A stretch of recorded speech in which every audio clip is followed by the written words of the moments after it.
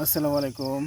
আশা করি সকলে ভালো আছেন। তো গ্রামের বাড়িতে ঈদ করতে আসছি। দেখেন এখানে হচ্ছে আপনার আমাদের শশা, বড় মিয়া জাতের শশা। আমি ক্যামেরা ঘুরে দেখাইতেছি। দেখেন মাশাআল্লাহ কি পরিমাণে ধরছে। আর একটা শশার সাইজ কোনো কোনোটা আপনার 4 কেজি পর্যন্ত হয়ে যাবে, মানে অনেক বড়। এগুলো দেখতেছেন এখনও কচি আছে, মানে খাওয়া যাবে সালাদ হিসাবে। সামনেরগুলা বড় বড় হয়েছে, সাইজ আপনার 14 ইঞ্চি 16 ইঞ্চি এরকম করে হবে। আর বিশাল মোটা মোটা কী পরিমাণে ধরছে, এই যে উপরেও ধরছে। তো গাছ কিন্তু শেষ, গাছ এখনও তাজা আছে, মানে কিছু কিছু দেখা যাবে যে পাকবে, কিছু কিছু পাকার আগেই কোনো কোনো গাছ একবারে মানে মরে যাবে। হ্যাঁ, এরকম হবে। অলরেডি কিছু কিছু পাকছে।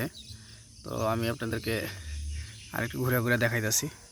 তো এই শসাগুলো আমরা যদি হারভেস্ট করতাম কাঁচা কাঁচা, হাফ কেজি সাইজ বা 1 কেজি সাইজের, তাহলে কিন্তু ফলন আরও বেশি হইতো।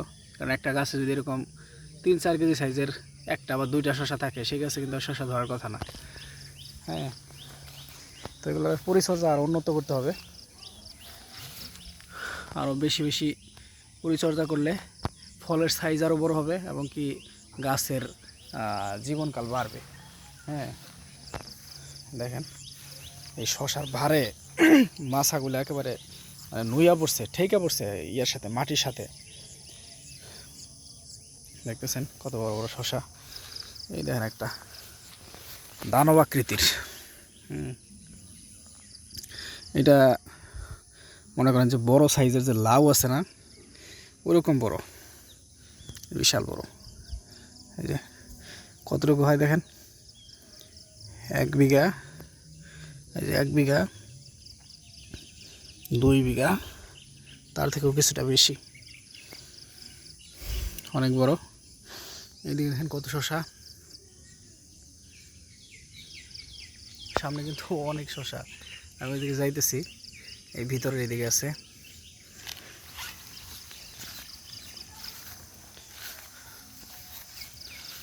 এই দেখেন এদিকে, ওই সামনেও আছে। তো একে তো শশার ভার, তার মধ্যে আবার ঝড়ের ধাক্কা, দুইটা মিলাইয়া মাছা গেছে ভাঙে। তারপর গাছ শেষ হয়ে গেছে। এটা দেখেন কত বড় গাছ, এখনো তাজা আছে। হ্যাঁ, যেগুলো তাজা শসা পাকা পর্যন্ত আশা করতেছি যে গাছ তাজাই থাকবে। তবে নিবিড় পরিচর্যা প্রয়োজন ভালো ফলাফল এবং ভালো মানসম্মত শসা উৎপাদনের জন্য। নিবিড় পরিচর্যা প্রয়োজন, তা না হইলে ঝড়ে ভেঙে ফেলবে, শসার ভারেও মাছা ভেঙে পড়বে। দেখেন এদিকে কী অবস্থা। এই দেখতেছেন গাছ নাই, খালি শসা আর শসা। দেখেন এই যে গাছ নাই, খালি শসা, শসাই দেখা যাইতেছে। লাউয়ের মতো ঝুলা ঝুলা আছে, দড়ি দেওয়া বাইদা দেওয়া হয়েছে, তারপরেও সিরা টিরা যাইতেছে। বাড়িতে নিয়ে কয়েকটা উঠায় রাখছে। এই দেখেন এটা এখনো পরিপক্ক হয় নাই, কিছু হয় নাই। এটার যে গাছটা, এটা কিন্তু মরে গেছে।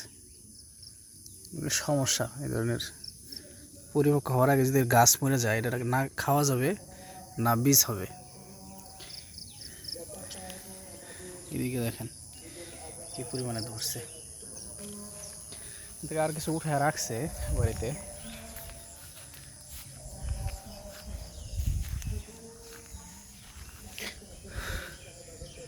এদিকে আরও আছে। তো ভালো। হ্যাঁ, আমি আপনাদের কিছু কথা বলি। তো আপনারা অনেকেই আমাদের কাছে এগুলোর বীজ চান। হ্যাঁ, তো আপনারা জানেন যে এগুলো আমাদের ট্রায়াল প্রজেক্ট ছিল বীজ উৎপাদনের জন্য।